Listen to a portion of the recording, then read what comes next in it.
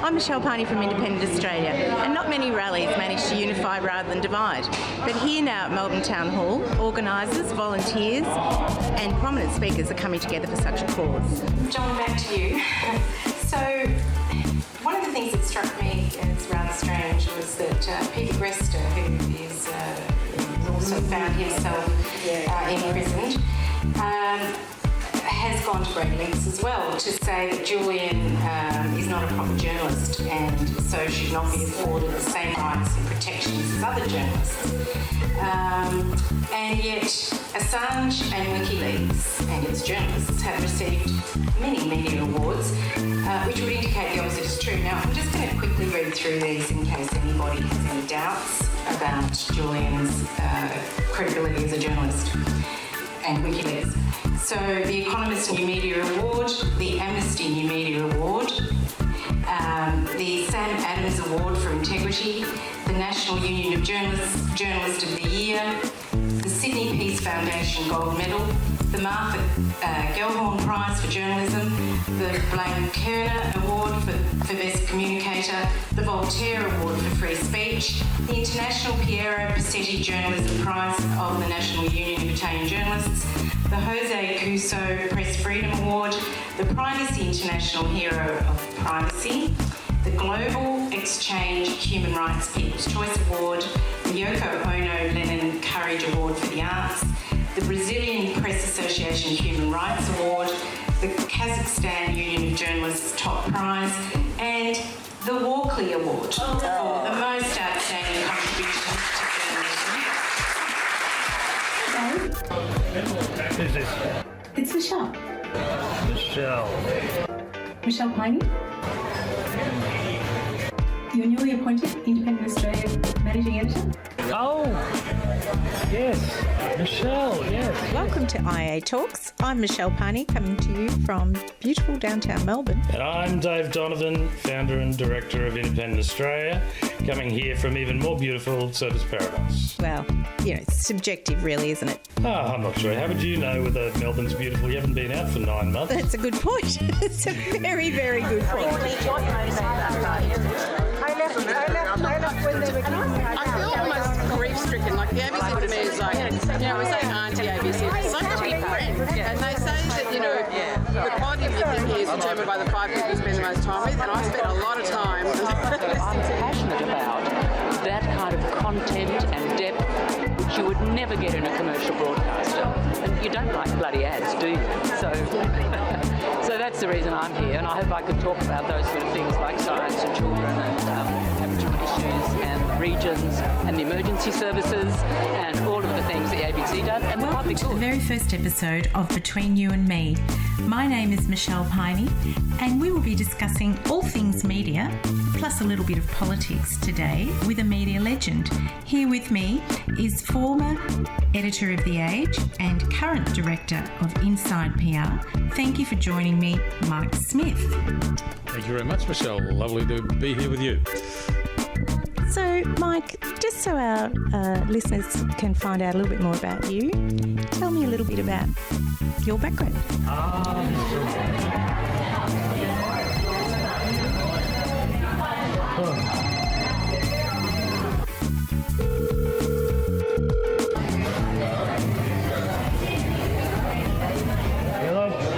Hi, Dave. It's Michelle again. Michelle, how are you? I just need to talk to you about a couple of things. Dave, are you there? Yeah, no, I'm still listening, Michelle. Keep going.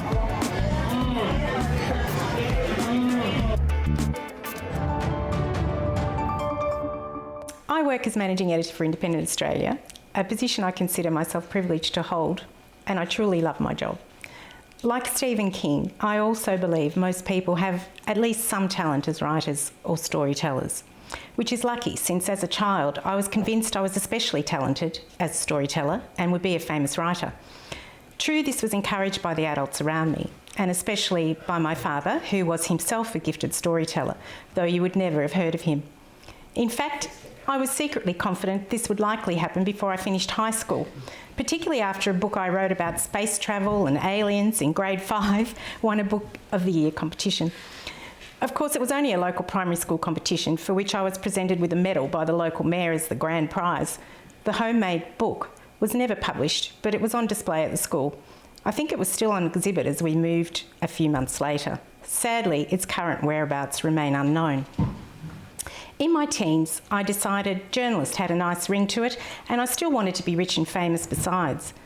But by my early adulthood, the romance with journalism had worn off, and after quizzing a jaded Canberra journalist, whose name I can no longer recall, but to whom I was introduced by a well-meaning teacher, I decided you had to be hard and kind of mean to get the big stories. My love affair with words on the page and the stories behind them, though, continued throughout, unabated. Fast forward through a different career, marriage and a couple of kids, and suddenly I needed to be a journalist, and it couldn't wait any longer. There was an urgency beyond the words themselves. It was to do with stories, important stories that were not being told. It seemed then the twin obsessions with celebrity and reality had engulfed every aspect of our media, and news and views censored through the self-serving positions of an elite few and funnelled through an ever-narrowing perspective were being presented as facts. This is still happening, of course. How then can important stories, true stories and real people be heard? A few years before my brush with literary fame and fortune, when I was 4, we migrated to Australia, leaving Athens during a period of extreme political turmoil. This unrest culminated in a military dictatorship known as the regime of the colonels, or the junta, which seized power a little over 50 years ago, a short while after we became new Australians.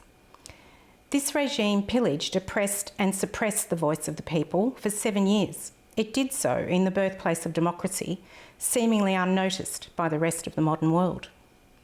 We arrived from Greece by plane and we were not destitute, but we were, at least in an ideological sense, political refugees. Though my father, who had always been politically active, died when I was 11, I remember the conversations about relatives and friends who had been imprisoned or simply vanished for speaking out about the junta. I remember my father reading aloud stories from those still in Athens whose words had been censored before reaching us. And I remember vividly his belief in freedom of information and the principles of democracy. Freedom of assembly and speech were considered fundamental to democracy in ancient Greece, where democracy was founded. This is the idea that there can be no true democracy or rule of the people without the right to know and the ability to speak out. This concept of democracy is, of course, at the heart of the Fourth Estate, that everyone is free to pursue their own destiny, to cherish their beliefs, seek and speak their truth, and live without fear that their beliefs may draw persecution.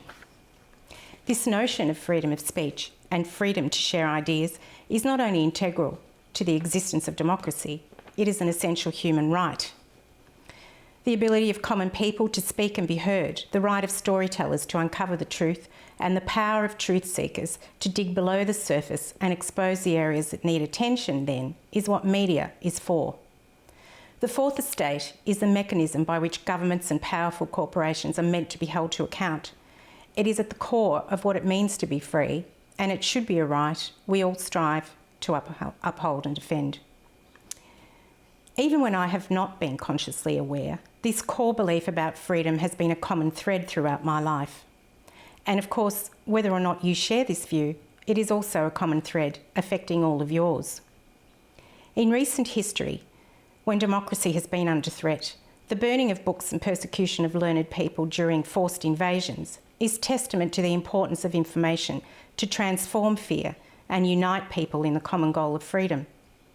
When we think of democracy and the Fourth Estate being under threat, it is dramatic events such as the Second World War and dictators such as Idi Amin, Pol Pot or Kim Jong-un that come to mind. But threats to freedom of the press and its integral role to democracy are not always as obvious as when a tyrannical foreign invader marches in to overthrow the democratically elected government of the day and publish only its own propaganda.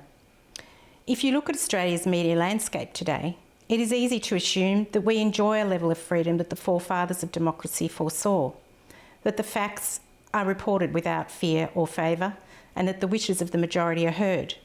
But this is actually the exception, not the rule.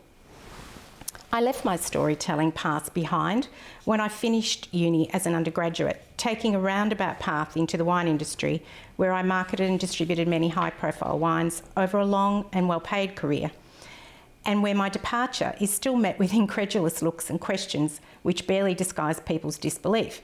But leave the wine industry I did, though it wasn't until recently, and I didn't leave the wine. I had been living with my family in Warrendight for several years and had come to the realisation that it was time to finally do what I had always thought I would: get out there, tell stories and write, and preferably get rich and famous post-haste.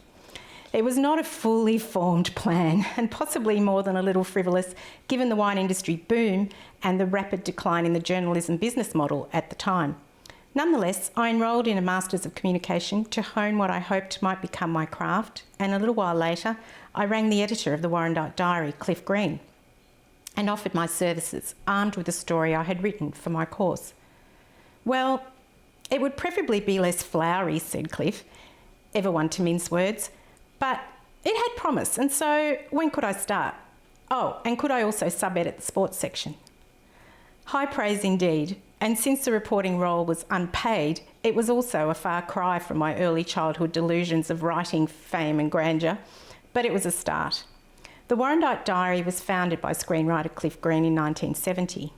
Cliff, who is best known for writing the screenplay for iconic Australian film Picnic at Hanging Rock, started the paper, which has celebrated its 50th year in 2020 because, as he once told me, the local newspapers back then simply ignored Warrendight. Once a gold rush town on the outskirts of Melbourne, Warrendight had enjoyed a recent residential revival as people embraced conservationism and a closer connection with nature. Surrounded by native bushland and still with the community flavour of a country town, Warrendight was always a creative place, drawing artists and writers. But in the 70s, this new type of settlement was at odds with the more urban city of Doncaster, which had encompassed it and where the local paper was based. As a result, the achievements and day-to-day activities of Warrendittians rated hardly a mention in the local paper or in the minds of those in the municipal council offices. Cliff, led by a strong civic conscience and understanding the importance of local news and views, became annoyed with Warrendight's invisibility and decided he would start his own paper. Little more than a newsletter featuring the results of Warrendight children's sports teams, the Warrendight Diary was born and locals embraced it. They came forth with sporting and school news and other more political concerns. They wrote to the editor with fervour, sharing their stories of overdevelopment, of changes to environmental protections that would see Warrendight swallowed up in the urban landscape, as other suburbs had before it. And they spoke up about local politics, about dubious council goings-on, and about the ongoing threat of the urban sprawl. Discovered among the gems of this civically minded population were scientists and meteorologists, world-class artists and musicians, and a community spirit that sought to work alongside Warrendight's rich Indigenous beginnings and preserve rather than just change. All of these things and more have been celebrated in the Diary, a community newspaper to which I proudly contributed for many years. But the fact that the concerns and voices of Warrendight residents were no less important than those of Doncaster or Bulleen is the premise upon which this publication was built.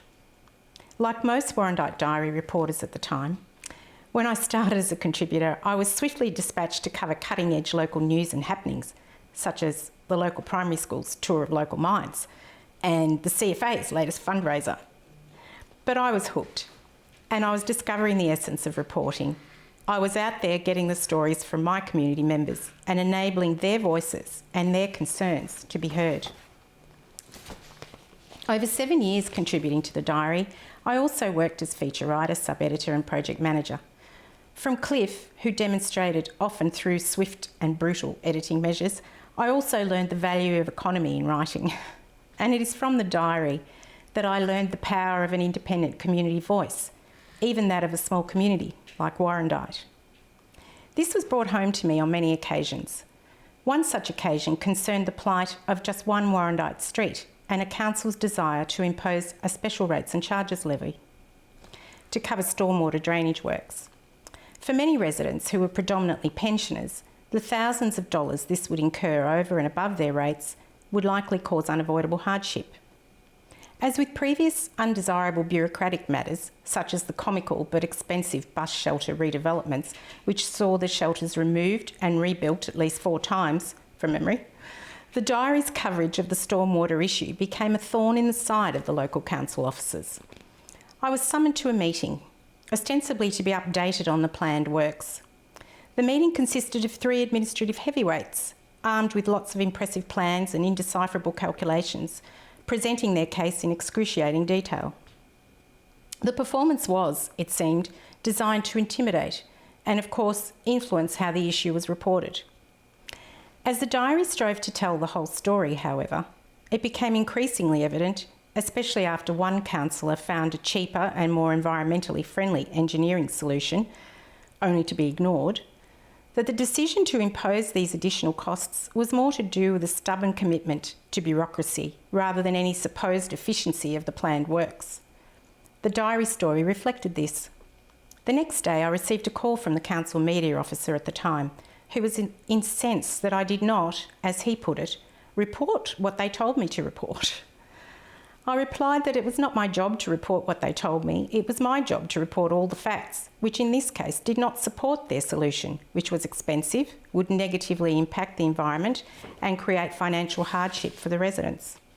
All while another, more efficient solution had not even been considered.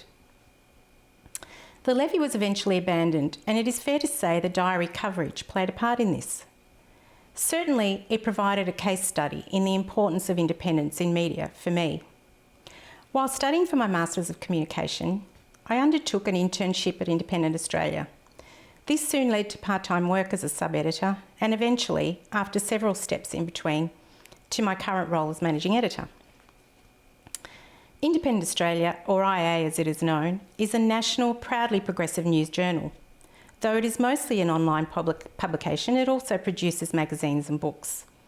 IA's focus is on federal politics, democracy, the environment, human rights, Australian identity, Indigenous issues, economics and the justice system. Our stories are on a national scale, but the premise of this publication is essentially the same as that on which the Diary was also founded, to nurture the power of an independent community voice. Founded in 2010 by successful businessman and former media director and vice chair of the Republican movement, David Donovan, Independent Australia began as an online blog. Dave, a gifted writer and journalist, driven by a strong social conscience and a belief that the mainstream media was not telling the full story, decided it was time to start his own independent publication, which he also edited for the next 10 years. His mission was dedicated to seeking out the truth, informing the public, and seeking a truly independent Australia, a nation that determines its own future and protects its citizens and its environment. Dave also harnessed the power of social media to uncover a fiercely loyal readership which has continued to grow. It wasn't long before Australians began to embrace IA, submitting their stories, sharing their concerns about injustices and corruption, and telling their truth. Soon, world-class writers, scientists, doctors, lawyers and academics joined the growing list of contributors and columnists. IA's independence means it is about non-partisan politics and not about supporting any political party. But this does not mean we do not have an editorial position. Our position is always unashamedly progressive, and we expose corruption within governments, institutions, corporations of all sizes and political leanings. In short, IA speaks truth to power and stands up to bullies, whoever they are. We give a strong voice to women, First Nations, New Australians, the disabled, the LGBTI community, the homeless, poor, unemployed and the voiceless. IA's investigative work has attracted opposition from governments, corporations and rival publications, and we have been subjected to intimidation from those in powerful positions, often taking the form of legal attacks. While we are fearless in our reporting, we are also scrupulous in our fact-checking, and this, of course, is our best form of defence. It is hard to dispute a well-reasoned argument. It is even harder to dispute a well-reasoned case supported by meticulous facts. It is at Independent Australia that I fully realise that threats to media freedom are not always as blatant as when democratically elected governments are overthrown, such as in the case of Greece during my childhood. It is at Independent Australia that I fully realised that threats to media freedom can take a different form. IA began in Queensland, a state dominated by Murdoch-owned publications. As Dave Donovan wrote in a recent article about why he founded it, it was as if there were not multiple publications, but just one, printing the same stories again and again, but under different mastheads. A single narrative: Labor and Greens, shonky; spendthrift, chaotic and corrupt; coalition, stable, strong, prudent and secure. And this was not just the commercial media, but also the ABC. Perhaps because when everyone else is taking a single line, that line seems factual and it would seem absurd, perhaps even potentially biased, to present a countervailing view. Of course, this is a generalisation, and naturally there were several exceptions. Rebels in all camps, who would occasionally risk speaking out against the official line. Brave souls, most are now pursuing careers outside of journalism. We have published hundreds of stories about the malign effects of the Murdoch media cartel on Australian journalism and democracy. When we did it in the early days, it was considered close to heresy. These days, the malignant nature of the Murdoch approach to journalism is broadly accepted in the community. After years of turning many community newspapers into little more than advertorial leaflets, News Corp also forced the closure of dozens of regional newspapers this year. Today, a former Labor Prime Minister has started a record-breaking petition to hold a royal commission into Murdoch's media dominance that has amassed over 500,000 signatures.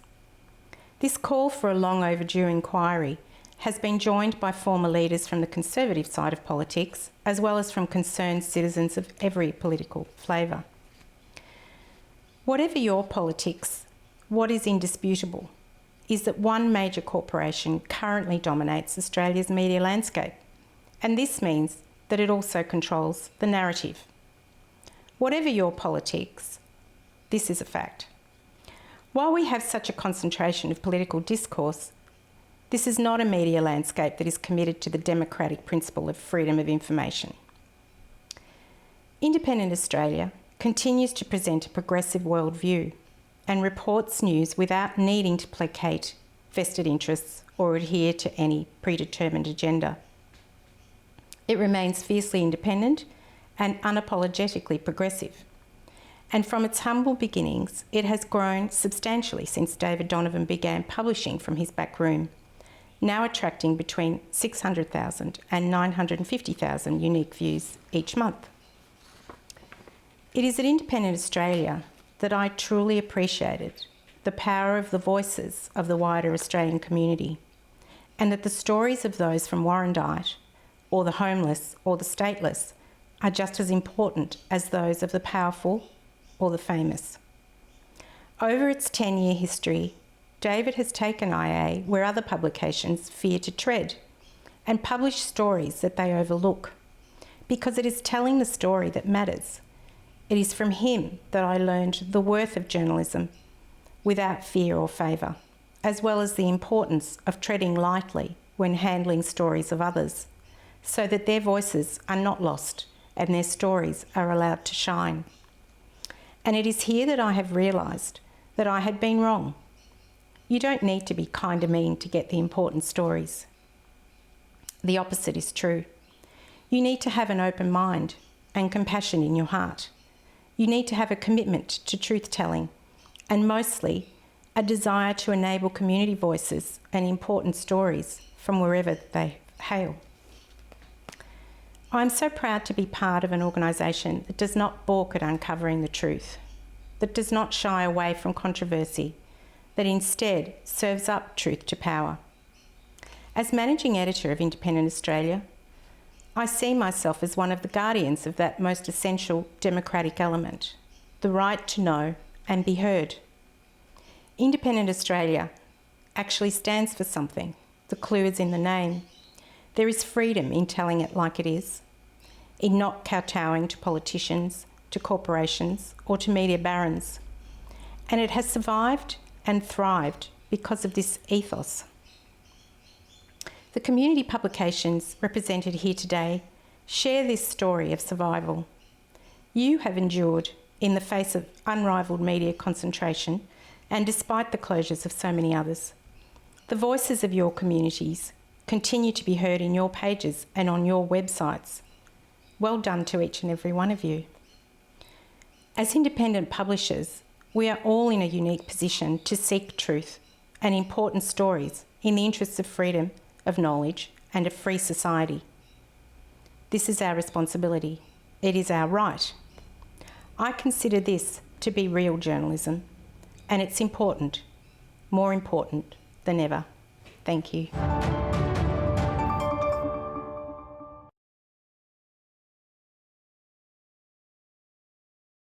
A challenge for community newspapers is balancing views when particular groups are louder than others. Do you have any hints? I guess it is always a question of balance, and but it's also important to remember that some issues don't really have two sides. You know, I mean, for example, something such as climate change, which is an undisputed fact. There's no point in presenting the other side, in my opinion. Because it's like saying there's another side to gravity. You know, I mean, it exists and that's the end of it. So I think it's important to hold true to the principles that you started your publication on in the first place, you know, which is about seeking the truth, not about presenting equal time to all of voices if some of the voices are a little bit lost. If that's any help. So I think that's one thing. And I think the other thing too is about, yes, you know, being fearless and presenting things that might be considered controversial, but also making sure that all the facts are straight before you do that. That avoids a lot of hassle. How do you deal with the threats about publishing controversial issues? Well, it is a constant problem. And as I said, I think the main thing is to make sure that the stories are backed up with evidence. We are scrupulous about that. Sometimes, however, we do have to bow, unfortunately, to powers that be when litigation from people that have deeper pockets can go further than, you know, we'd like, even though we might be right. Well, we are right in the sense that what we've presented is true. So yes, that's always an element of concern. But yeah, I think if you know that what you're presenting is factual, if you know that these concerns are shared by an element in the community, and if you know that there's corruption or there's,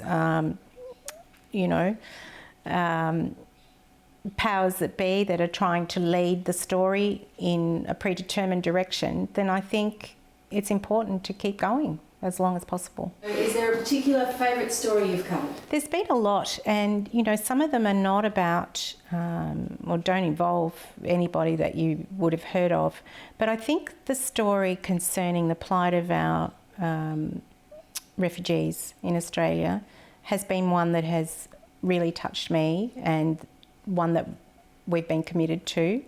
And interviewing Behrooz Boochani, who is finally released and now living in New Zealand, I think was a really big moment for me, because he articulated, despite English not being his first language, that their plight, which we already knew, of course, but I guess the lengths and the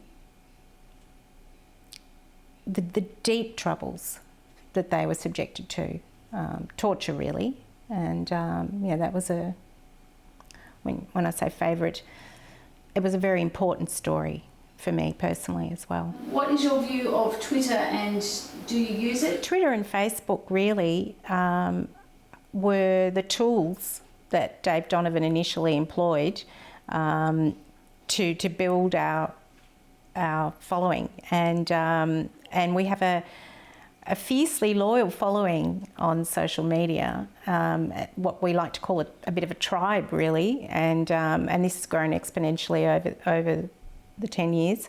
And I think, like everything else, of course it has its downsides. Chief among those, have been talked about a lot recently, the trolling and people being targeted and so forth. But I think like any tool, it's a communication tool that needs to be utilised and to our advantage. And I think, it's at your peril if you don't use it really. How are you going to get your message out there when all the rest of the media is dominated by so few voices? I think it's a terrific tool.